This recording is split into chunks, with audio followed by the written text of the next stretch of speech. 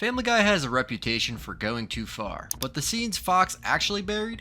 Those are the ones nobody talks about. Hidden on old DVD extras, yanked from reruns, or shelved forever after real-world tragedies hit too close.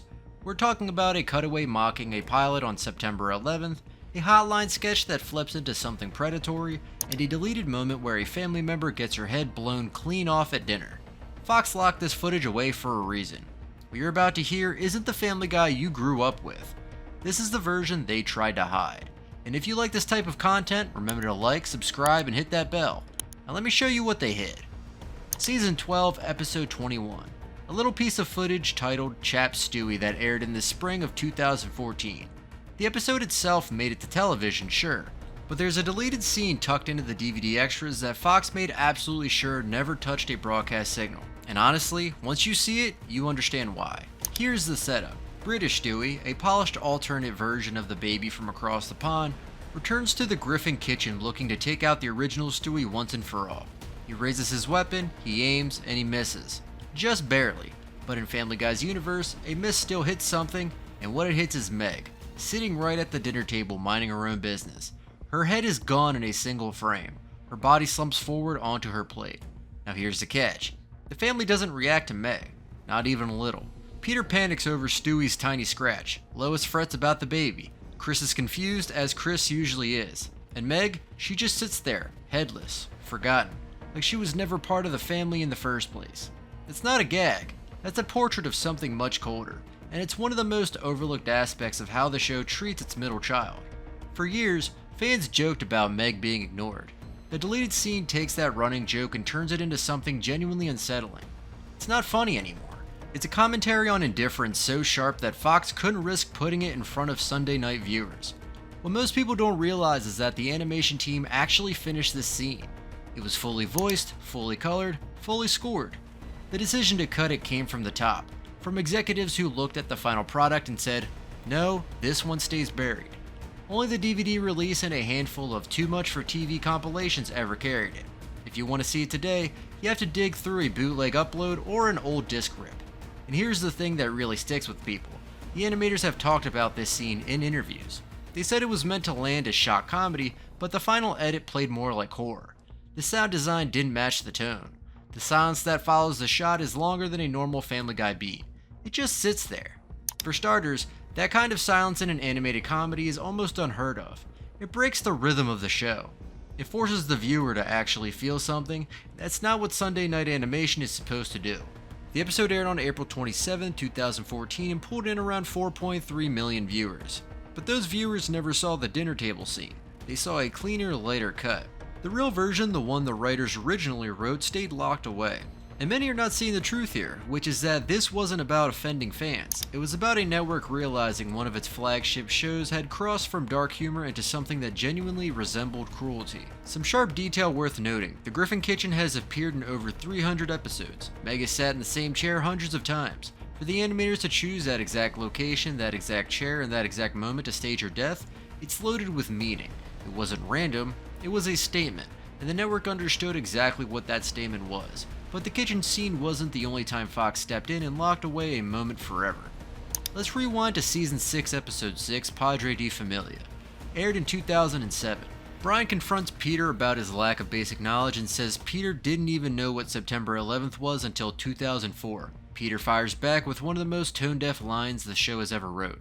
He says, and I quote loosely, "That's not true, Brian. I remember September 11th. Must have been a woman pilot, eh?" That was the whole gag. A throwaway joke about the worst day in modern American history wrapped in a sexist punchline. It aired once, just once, on the original broadcast. Then Fox pulled it from future reruns. Streaming versions either cut it entirely or replaced it with a different cutaway. Syndication packages skip right over it. Basically, if you're watching Family Guy today, you're almost certainly watching a version that doesn't include this line. So here's the deal. The original pilot of Family Guy came out in 1999, before the attacks. The show had always leaned on shock humor as a core ingredient, but once real tragedy entered the equation, the network's tolerance dropped through the floor. A lot of people are confused about why this particular joke got axed when others, arguably worse, stayed in. The answer comes down to timing and optics. A gag about a national wound, delivered with a sexist twist, was the kind of thing sponsors threatened to pull ads over. It's not that simple though. There are still many rumors on the air about whether this scene was cut because of viewer complaints, advertiser pressure, or an internal decision by Seth MacFarlane himself. What many can confirm is that MacFarlane was scheduled to be on one of the actual September 11th flights. He missed his plane by about 10 minutes. That fact alone reframes the entire joke. The man who created the show nearly died that day, and the show he built turned that day into a punchline. The crazy part is, the episode itself is still available. Only the one cutaway vanished. You can watch Padre de Familia in full on most streaming platforms today, and you'd never know the scene was there unless someone told you. That's how clean the erasure was. Fox didn't make a statement. They didn't explain the edit. They just let the scene disappear quietly like it never existed. Nobody expected this to happen, but the ripple effect changed how the writers approached tragedy-based humor for years afterwards. There's a clear before and after when it comes to Family Guy's treatment of real-world events.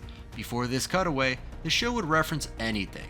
After it, the writers started flagging sensitive topics internally, and the legal team started reviewing scripts more carefully.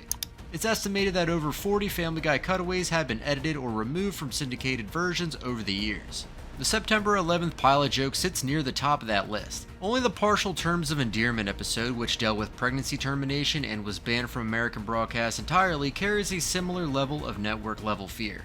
And that brings us to a scene that wasn't just edited, it was reshaped into something that turns a real support service into something far more sinister. Season 6, Episode 3, Believe It or Not, Joe's Walking on Air. Peter casually mentions he used to work the prevention hotline. The cutaway that follows is one of the darkest things the show has ever produced, and it's one of the big reasons certain chunks of this episode were heavily edited or tucked into DVD extras rather than aired in full. In the cutaway, Peter is sitting at a desk wearing a headset. A caller is crying on the other end. The caller talks about finding out his wife cheated on him and says he doesn't think he can go on. Peter's response, calm as a summer morning, suggests the caller redirect his frustration towards his wife instead. The implication is clear. The joke is framed as comic misdirection, but what it's actually doing is turning a literal lifeline for people in crisis into something predatory. It gets worse. The scene transitions into an Apollo 13 joke that mocks the real space disaster, complete with coffin imagery. Two separate real-world tragedies sewn together in under 20 seconds of screen time. That's packed with a density of dark material most shows wouldn't risk in an entire season, and that's putting it lightly. The scene aired in some early versions, but later broadcasts either chopped out the hotline gag entirely or muted key lines. The DVD includes the full uncut version, which is how most fans ever learned about it in the first place. Without those disc releases, this scene would be functionally erased from the public record. What makes it so unsettling isn't just the content, it's the tone.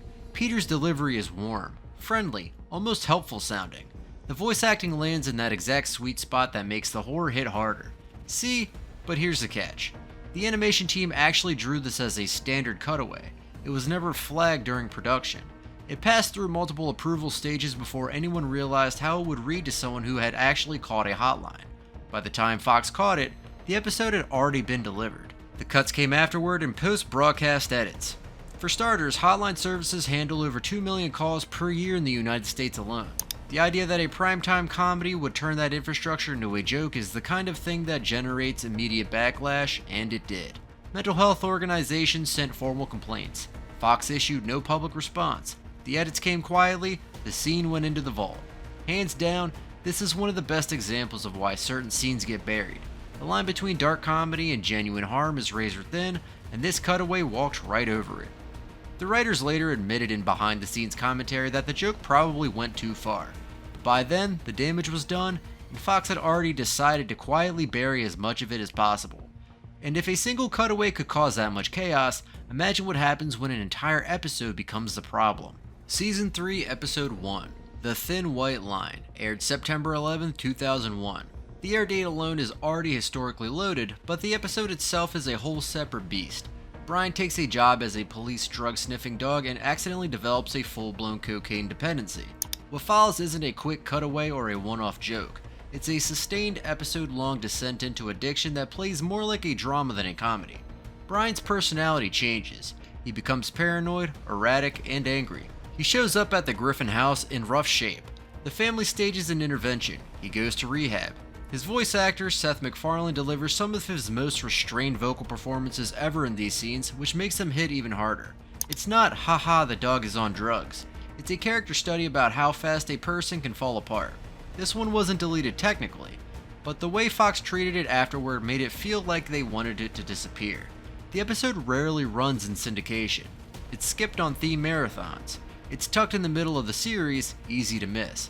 Streaming platforms include it, but it never gets promoted or highlighted the way other Brian-focused episodes do. One of the most overlooked aspects is that the episode originally aired just hours before the September 11th attacks. The timing was brutal. Fox pulled it from reruns for months afterwards, partly because of the air date coincidence, partly because the tone felt wrong in a country suddenly mourning. Many are not seeing the truth here. This episode is often ranked among the most emotionally raw pieces of animation the show ever produced. It takes a comedic premise, a talking dog, and runs it through a realistic addiction narrative that doesn't flinch. Brian's arc in this episode has been studied in college media courses.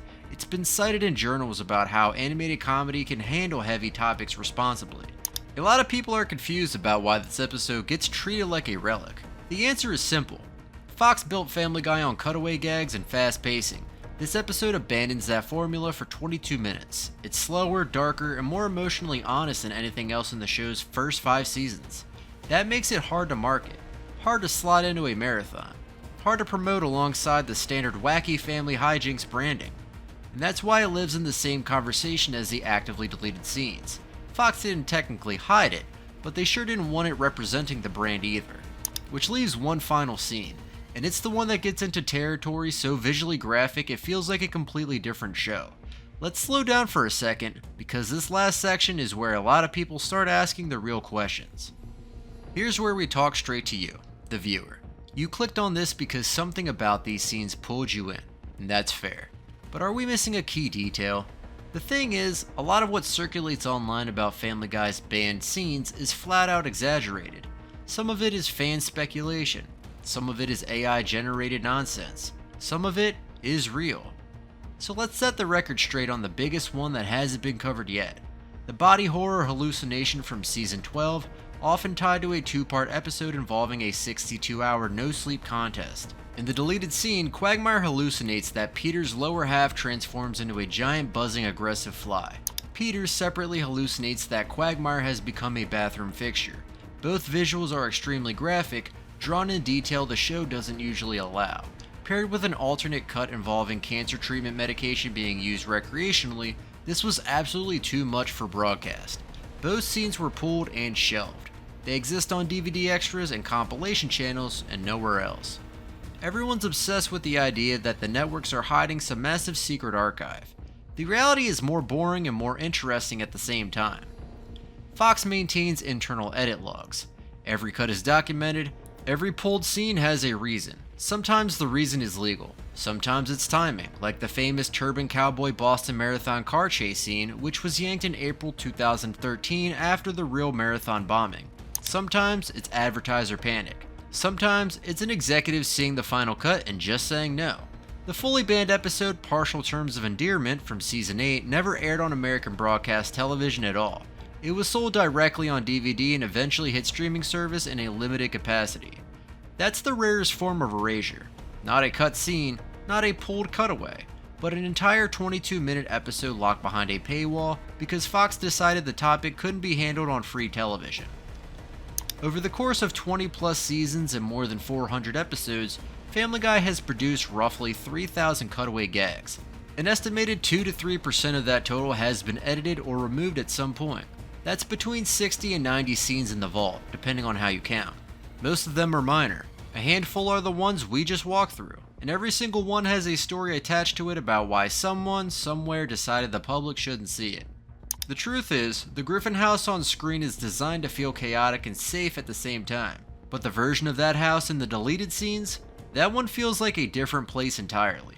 It feels like a place where something went wrong and the cameras caught it and the network quietly cleaned up the evidence. So here's the question worth asking. Should networks have the right to bury footage they already produced, or does the audience deserve access to everything? Drop your take in the comments. Hit that like button, subscribe for more deep dives, and let me know which vault story you want covered next.